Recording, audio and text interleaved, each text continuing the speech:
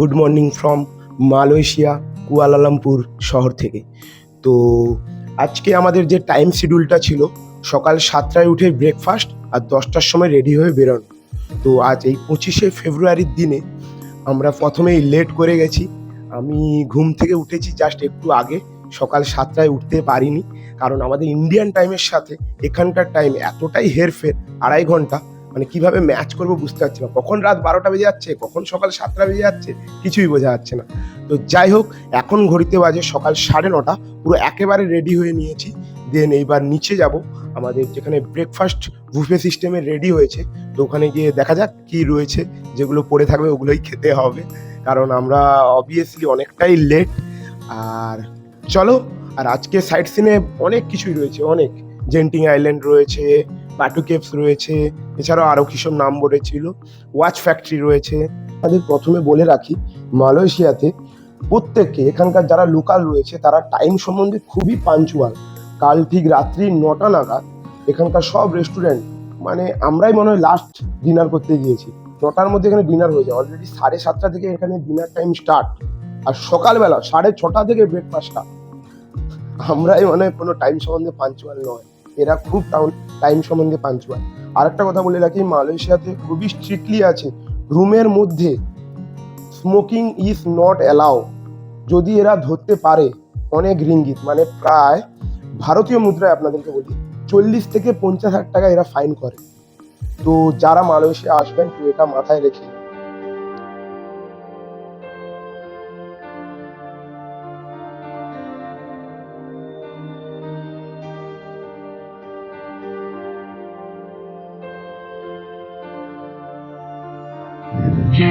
What do you call that, perfumes, okay, bags, all that you can buy from there. For ladies, accessories is a lot, okay.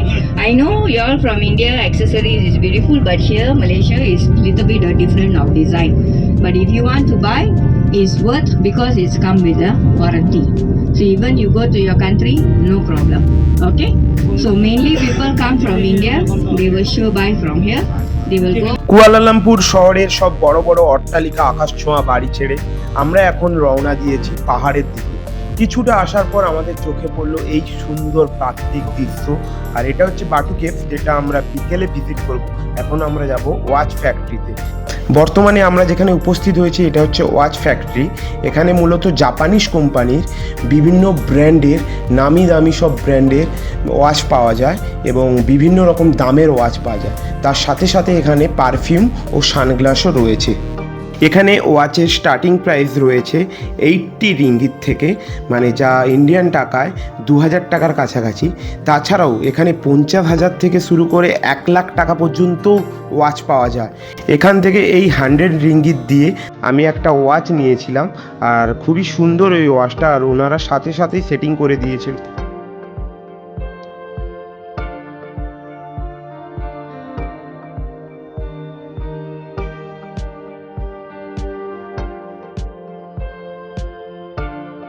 Okay, everybody, now welcome to Genting Highland. Okay, this is entering of Genting Highland.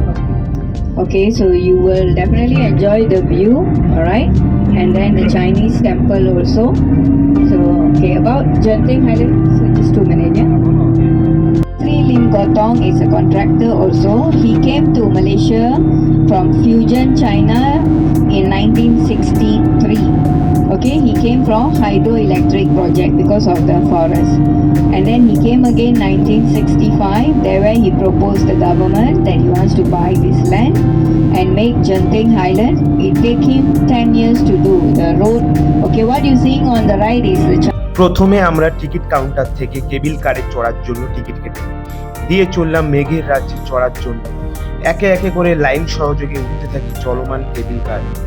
তবেই অবশেষে সবকিছু ছাপিয়ে শুরু হলো আমাদের মেঘের রাজ্যে ভেসে বেড়ানোর এক রোমাঞ্চকর যাত্রা। এখানকার সব থেকে আকর্ষণীয় হলো চারিদিকে কাঁচ দিয়ে তৈরি এই কেবিল কার, যার সাহায্যে প্রাকৃতিক দৃশ্যটা আরো দারুণ উপভোগ করা যায়। আর এই কেবিল কারগুলো সব সময়ের জন্য মুভিং হতে থাকে, এটা স্থির হয় না, তাই আস্তে আস্তে করে একটা একটা কেবিল কারে টোটাল 8 জন করে উঠতে পারবে। তো আমরাও গিয়ে উঠে পড়ি এবং এই দৃশ্যটা উপভোগ করার জন্য আমরা তৈরি।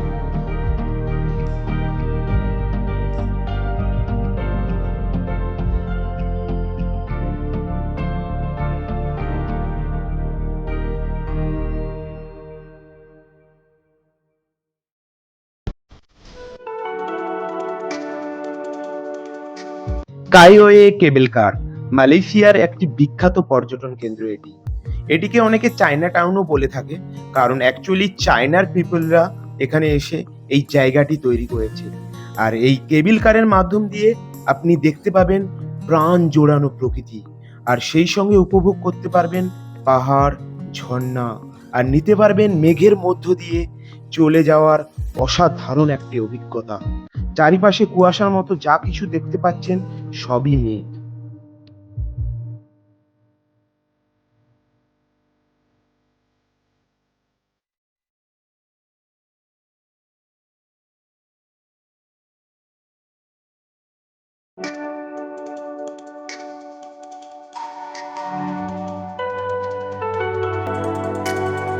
এই কেবিল কারে প্রায় 10 মিনিটের মতো প্রকৃতিকে উপভোগ করতে করতে আমরা পৌঁছে গেলাম চিন সুই কেপ টেম্পেলে, যেটা এখন আপনারা দেখতে পাচ্ছেন। মেঘের সাথে আরও একটু গভীর সম্পর্ক করতে আমরা নেমে গেলাম আজকের আমাদের মিডিল স্টেশন চিন সুই কেপ টেম্পল। চলো ওই টেম্পলটা তোমাদের ঘুরে দেখায়, পাহাড়ের মধ্যে কতই না সুন্দর একটা টেম্পল।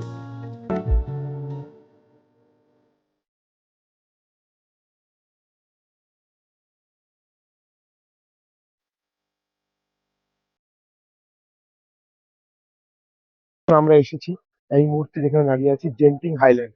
আর এই জেন্টিং হাইল্যান্ড হচ্ছে চাইনিজদের কাছে খুবই ফেভারিট একটা জায়গা, কারণ চাইনিজদের মধ্যে একজন বিজনেসম্যানই এই জেন্টিং হাইল্যান্ডটাকে ওন করে।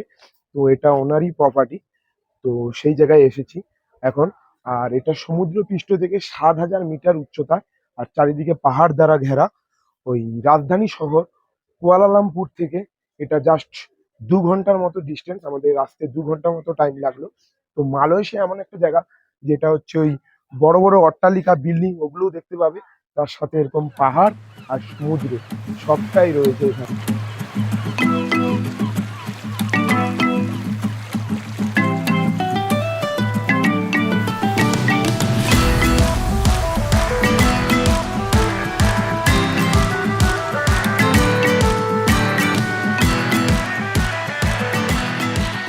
গৌতম বুদ্ধের মূর্তি, আর তার সাথে এই সামনে এখানে এই ফোয়ারার মতো লোটাস করা রয়েছে, যেটা খুবই সুন্দর।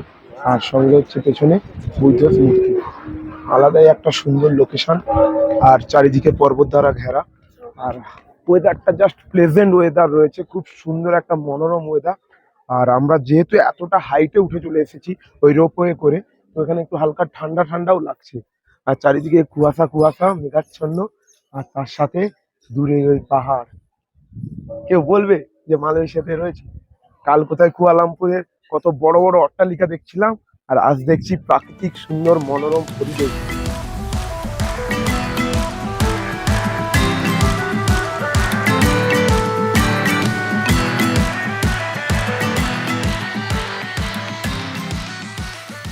জাস্ট এই ওপর থেকে ভিউটা লাগছে, দেখো খুব অসাধারণ অ্যান্ড রোমান্টিক ভিউ ভাই। এ দেখো,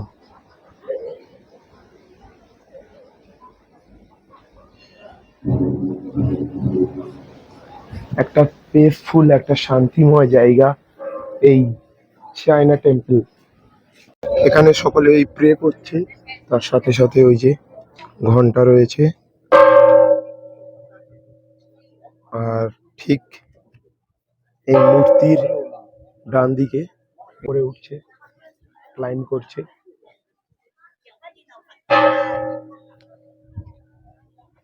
ক্লাইম করতে করতে কতটা উঁচুতে চলে এসেছে দেখো। এখান থেকে এই মূর্তিটা দেখা যাচ্ছে, এই যে হাত বাড়ালে। আর এদিকে একটা অন্ধকারচ্ছন্ন একটা পাহাড়ের ভাইব পাওয়া যাচ্ছে। এখানে আমাদের গাইড, মানে আমাদের যে ট্যুর ম্যানেজার, সে আমাদের 1 ঘন্টার মতো টাইম দিয়েছে। তো প্রায় জায়গাটা ঘুরে দেখলাম, অনেকটা পিসফুল জায়গা, আর একটা স্মোকি উড়ে আসছে, আর তার সাথে এই ওপরটাও ঘুরে দেখলাম। দেন আমরা আবারও রোপওয়ে চড়ে, আমরা এটা ফার্স্ট হল নিয়েছিলাম রোপওয়ে ধরে। এই ফার্স্ট হল হচ্ছে চায়না টেম্পল। দেন আমরা আবারও সেকেন্ড হলটে যাব। তো সেকেন্ড হলটে যাওয়ার জন্য আবারও আমাদের রোপওয়ে ধরতে হবে। তো সবাইকে একসঙ্গে গ্যাদারিং করে দেন আমরা সেকেন্ড হলটের জন্য রওনা দেব। পাহাড়ের যেহেতু অনেকটা উপরে উঠে চলে এসেছি, এই দেখো বিল্ডিং এর পাশ থেকে যে ধোঁয়াশার মতো যাচ্ছে, ওগুলো সবই মেঘ। পুরো হাত বাড়াইলেই মেঘের কাছে। এখানে এই যে ক্লাইম করে উঠে আমরা ওই মেঘের কাছে পৌঁছে গিয়েছিলাম।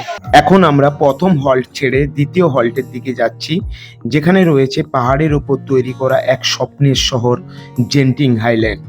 এখানে রয়েছে এন্টারটেনমেন্টের জন্য একটি সুন্দর অসাধারণ একটি পার্ক, তাছাড়াও রয়েছে বিলাসবহুল একটি শপিং মল, যেখানে নামি দামি ব্র্যান্ডের সমস্ত রকমের জিনিস পাওয়া যায়। এখানে সব থেকে আকর্ষণীয় বিষয় যেটা, সেটা হচ্ছে ক্যাসিনো গেম, যেটা ওয়ার্ল্ড বিখ্যাত। মানে এক কথায় মেঘের উপরে এক অন্য দুনিয়া। আর চারিদিকটা দেখছো কতই না সুন্দর, পুরো মেঘের মধ্যে ঢেকে গিয়েছে। এখানকার ওয়েদার নিমেষে নিমেষে চেঞ্জ হতে থাকে। একটু আগেই খুব প্রচন্ড রোদ্দুর ছিল, আর এখন পুরো মেঘে ঢেকে গিয়েছে। পুরো সত্যি একটা স্বপ্নের জায়গা। কতই উপরে উঠে গেছি আমরা। ভিউ করেছে, এদিকে বরফের পাহাড় করেছে, ভিউ মানে বরফের সালায়ে।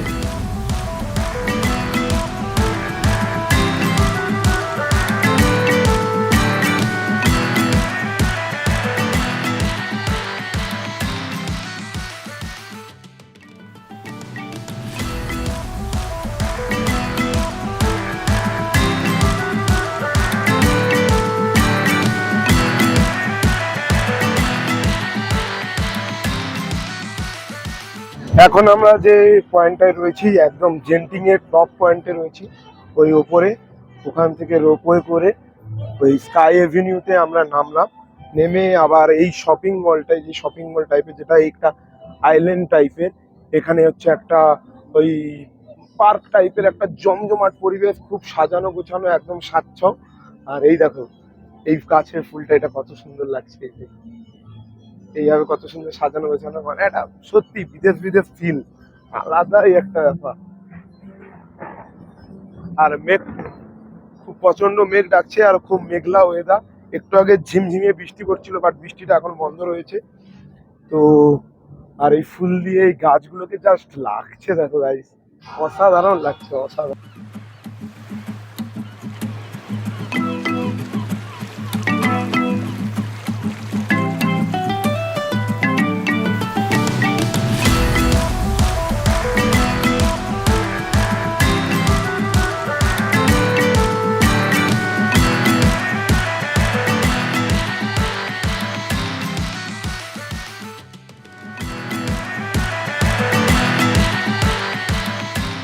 এখন আমি যে স্থানে উপস্থিত হয়েছি, এই জেন্টিং হাইল্যান্ডের বিলাসবহুল শপিং মলের ইনডোর পার্কে। আর এই জায়গাটার কথা কি আর বলবো, এখানে রয়েছে যাবতীয় সকল রাইডগুলো আপনারা পাবেন।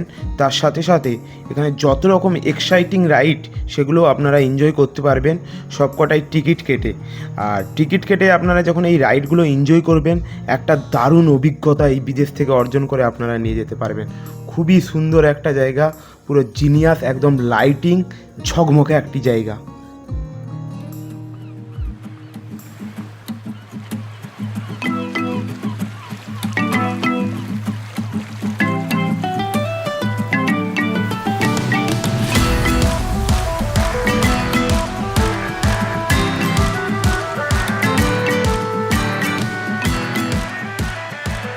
এখানকার এই এলাকাতে এই প্লেন বিরিয়ানি রাইস আর সঙ্গে এগ কারি, এই দুটোই নিয়েছি।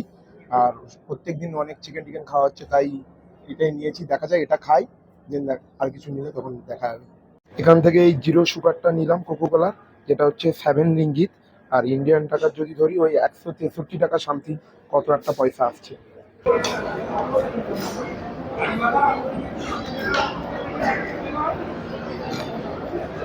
শপিং মলের ভেতরে একটা এই মুভিং ডাইনোসর রয়েছে, যেটা যে মুভ করছে পেছনে।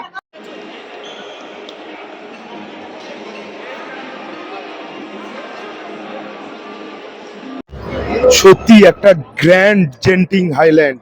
চারিদিকটায় দেখো কত বড় বড় বিগ স্ক্রিন লাগানো আছে। আর এই জেন্টিং হাইল্যান্ডে একটা এখানে এদের ফেস্টিভ্যাল হয়, যেগুলো এদের এই টিভিতে সেগুলো চালানো হচ্ছে, বাট ওই ফেস্টিভ্যালের টাইমটা আমার ঠিক জানা নেই। তো যাই হোক, আর সেগুলো সবই এই বড় বড় ডিসপ্লে, চারিদিকে খুব বড় বড় ডিসপ্লে, একটা আলোয় আলোকিত। সব টি শার্ট গুলো যেগুলো তোমরা দেখতে পাচ্ছ, এগুলো হচ্ছে 99 রিঙ্গিত, মানে ইন্ডিয়ান টাকা যদি কনভার্ট করি 2300 টাকা ইন্ডিয়ান রুপিসে। এই পার্ডিনি স্টোর থেকে এক্ষুনি আমি এই টি শার্টটা নিলাম, যেটা ওই মালয়েশিয়া রুপিসে 29 রিঙ্গিত পড়লো এই পার্ডিনি থেকে। এখানে অনেক ভালো ভালো কালেকশন রয়েছে।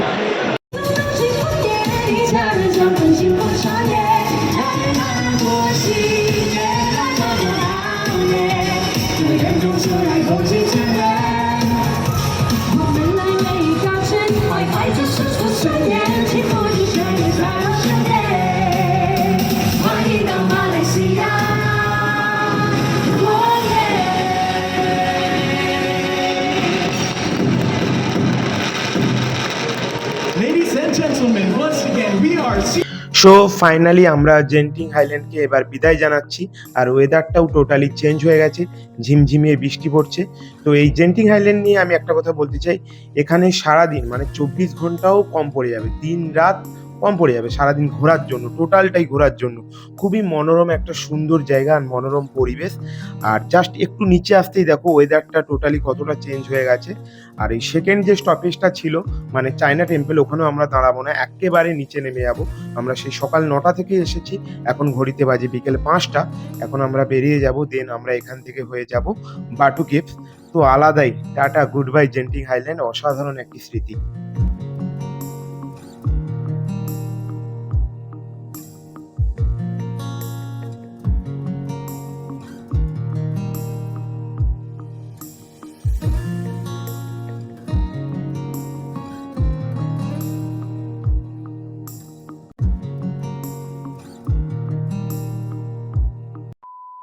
এটা আজকের দিনের আমাদের লাস্ট স্পট। এটা ঘুরে দেন আমরা ডিনারে চলে যাব। এখন ঘড়িতে বাজে সন্ধ্যে 7টা। এখন রিমঝিমিয়ে বৃষ্টি পড়ছে, ওয়েদারটা একটা প্লেজেন্ট ওয়েদার হয়ে গেছে, রিমঝিমিয়ে বৃষ্টি পড়ছে। তো চলো ঘুরে আসি। আর দ্যাট ইজ বাটু কেভ। তো আমার পেছনে যে মূর্তিটা, এটাই হচ্ছে সব থেকে বড় কার্তিকের মূর্তি। আর এটা হচ্ছে সাউথ ইন্ডিয়ান টেম্পল একটা। আর এখানে এই যে এই মূর্তিটা, কার্তিকের মূর্তি, আলাদাই লাগছে। আর যেটার হাইট রয়েছে 50 মিটার। আর এখানে যে সিঁড়ি, এই কার্তিকের মূর্তির ডান দিকে যে সিঁড়িগুলো, বাটু কেভের যে ফেমাস সিঁড়ি যেগুলো উঠে গেছে, এই কালারফুল সিঁড়ি, এগুলো টোটাল 272টা সিঁড়ি রয়েছে। তো চলো আমরা একটু ক্লাইম করা যাক 272টা সিঁড়ি। আমাদের গ্রুপের অনেক মেম্বার চলে গেছে, ওরা উঠবে না, কারণ যেহেতু বৃষ্টি পড়ছে তার সাথে সাথে অনেকে পা ব্যথা করছে। কিন্তু এসেছি এখন মালয়েশিয়া, তো ক্লাইম করবোই আমি। আর এটা ওই মালয়েশিয়ার রাজধানী কুয়ালালামপুরের মধ্যেই পড়ে এই বাটু কেভসটা। তো দ্যাট ইজ স্টার্টিং পয়েন্ট। এই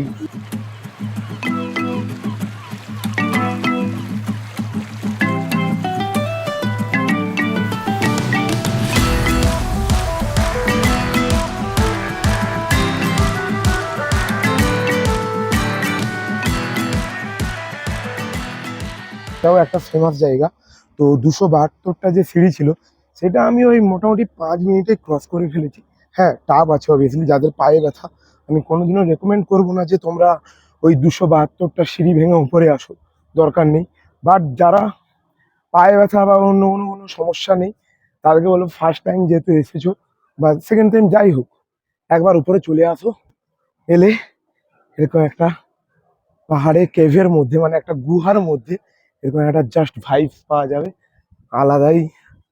তো তার সাথে সাথে কিছু মন্দির রয়েছে এখানে, আর ওই মন্দিরগুলো চলো তোমাদের দর্শন করাই।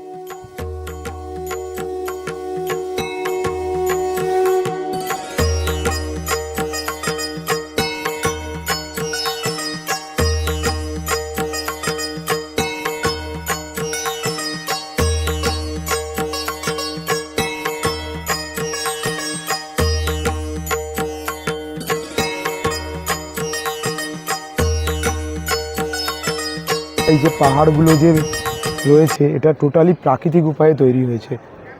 তো একটা সুন্দর একটা আলাদাই ভাইব পাওয়া যাচ্ছে এই বাটু কেভসের ভেতরটা।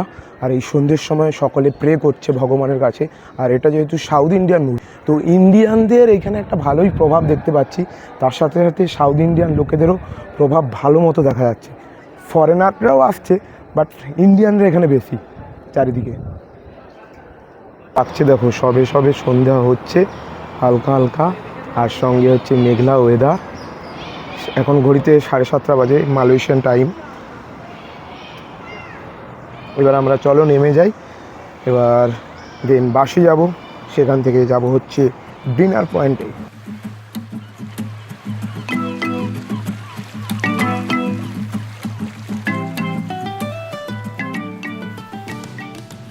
তো আমি এখন দাঁড়িয়ে আছি একদম আমাদের হোটেলের পেছনে। তো এখান থেকে যদি একটু জুম করে দেখাই, এ দেখো twin tower, Petronas twin tower.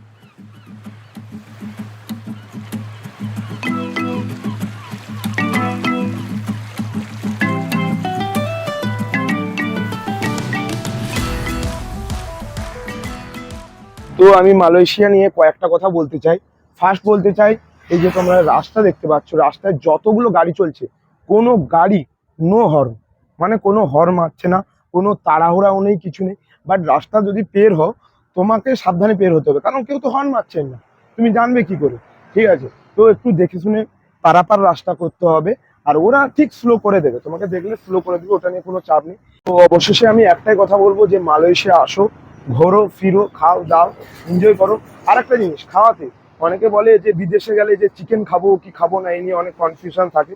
তো বলছি এখানে চিকেন ওয়েল অ্যান্ড গুড, খুবই ভালো। এখানে এদের নিজস্ব চিকেন ফার্ম রয়েছে। তো ওখানকারই চিকেন একদম ফ্রেশ, নো ফ্রোজেন, ভালো ফ্রেশ জিনিস পাওয়া যায় এখানে। চিকেন পাবলিক ট্রান্সপোর্ট হিসাবে ফার্স্ট চুজ করবে মেট্রো। ঠিক আছে, মানে তোমরা ট্রাই করবে যে মেট্রো স্টেশনে আশেপাশে কোনো হোটেল নেওয়া, তাহলে তোমাদের খুব ভালো হয়। তোমরা ফার্স্ট ট্রাই করবে মেট্রো। এবার মেট্রো যদি না হয়, তখন আছে গ্র্যাব বলে, এখানে ওই ওলা উবেরের মতো গ্র্যাব চলে। তো ওই অ্যাপটাকে নামিয়ে নেবে, দিয়ে গ্র্যাব ডাউনলোড করে ওই গ্র্যাবটাকে চালাবে। তো ওটা দিয়ে তোমরা বুক করবে।